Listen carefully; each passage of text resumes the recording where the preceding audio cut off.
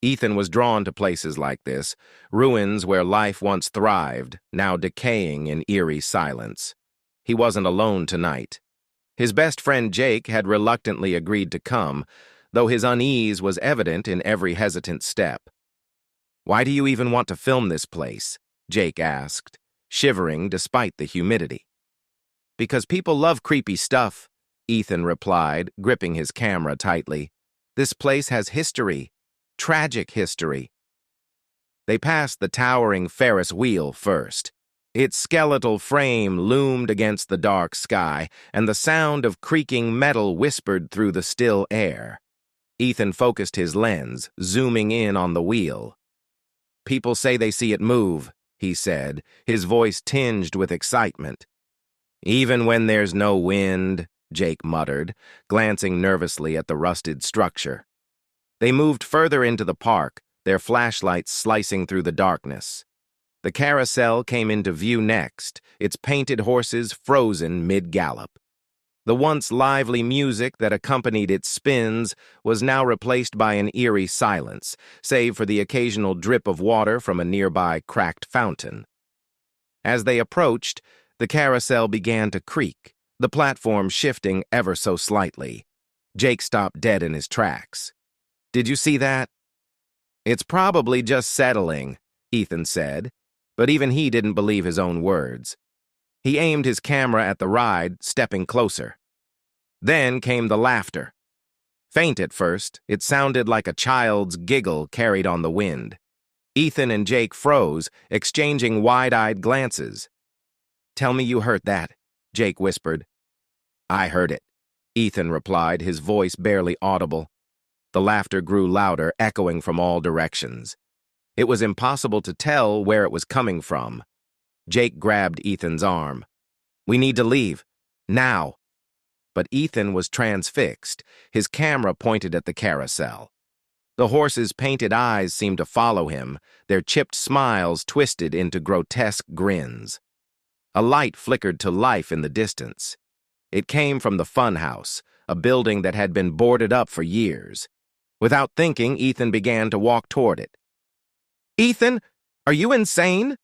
Jake hissed, but he followed nonetheless. The funhouse was a twisted structure, its facade painted with grotesque clowns that had long since faded into haunting caricatures. The door was ajar, light spilling out into the darkness.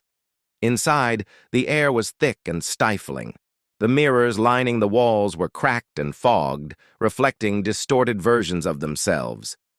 As they ventured deeper, the laughter returned. Louder now, and accompanied by the faint sound of carnival music. Ethan's camera picked up movement in one of the mirrors, a shadow darting across the frame. He spun around, but the hallway was empty. "Something's in here," he said, his voice trembling. "No kidding!"